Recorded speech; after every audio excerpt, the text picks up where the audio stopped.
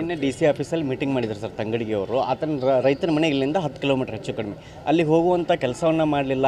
ಏನಾಗಿದೆ ಅಂತ ಅಧಿಕಾರಿಗಳಿಂದಲೂ ಅವರು ತಿಳ್ಕೊಳ್ಳಿಲ್ಲ ಒಬ್ಬರು ಸಚಿವರಾಗಿ. ನೋಡಿ, ನಾನು ನೋಡಿರುವಂಥ ಶಿವರಾಜ್ ತಂಗಡಿಗೆ ಬೇರೆ. ಹಿಂದೆ ನಮ್ಮ ಜೊತೆಯಲ್ಲಿದ್ದಾಗ ನಾನು ಭಾಳಷ್ಟು ಸಲ ಹೇಳಿದೆ, ಬಾಡಿ ಲ್ಯಾಂಗ್ವೇಜು ಎಲ್ಲ ಚೇಂಜ್ ಆಗಿಬಿಟ್ಟಿದೆ ಅಂತೇಳಿ. ಪಾಪ ಭಾಳ ಅಂದರೆ ಕಂಪ್ಲೀಟ್ ಗಾಳಿಯಲ್ಲಿ ತೇಲಾಡ್ತಾ ಇದ್ದಾರೆ ಅಧಿಕಾರದ ಒಂದು ಮದದಿಂದ. ಹಾಗಾಗಿ ನಾನು ಫಸ್ಟ್ ಅಧಿಕಾರ ಅನ್ನೋದು ಶಾಶ್ವತ ಯಾರಿಗೂ ಅಲ್ಲ, ನಾವು ನೋಡದೇ ಇರುವಂಥ ಅಧಿಕಾರನೂ ಅಲ್ಲ.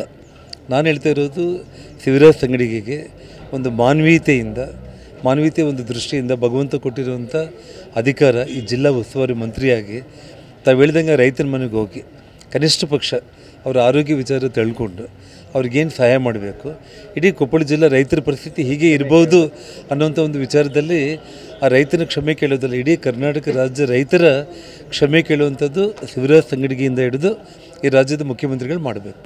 ಈಗ ಸರ್ ನಾಳೆ ತಮ್ಮ ಹೋರಾಟ ಡಿ.ಸಿ ಅವ್ರು ಏನು ಹೇಳಿದ್ರು ಸರ್?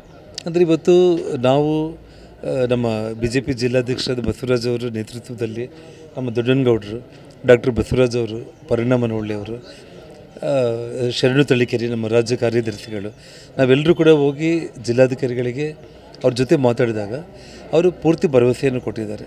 ಎಲ್ಲ ಲೆಕ್ಕಾಚಾರಗಳ ಸಮೇತ ಕೊಟ್ಟಿದ್ದಾರೆ. ಯಾವ್ಯಾವ ಸಮಯಕ್ಕೆ ಯಾವ್ಯಾವ ಗೂಡ್ಸ್ಗಳು ಬರ್ತಾಯಿದೆ.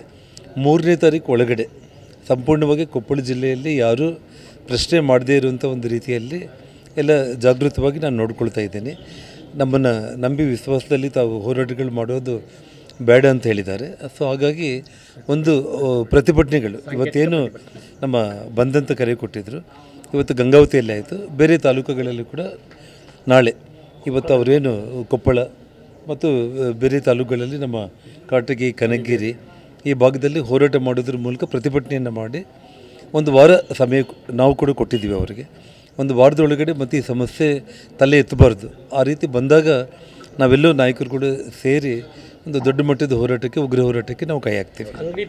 ಇದಿಷ್ಟು BJP ಶಾಸಕರಾದಂಥ ಜನಾರ್ದನ್ ರೆಡ್ಡಿ ಅವರ ಮಾತು. ಕ್ಯಾಮ್ರಾ ಪರ್ಸನ್ ಮಾರುತಿ ಜೊತೆ ಶಿವಕುಮಾರ್, TV9 ಕೊಪ್ಪಳ.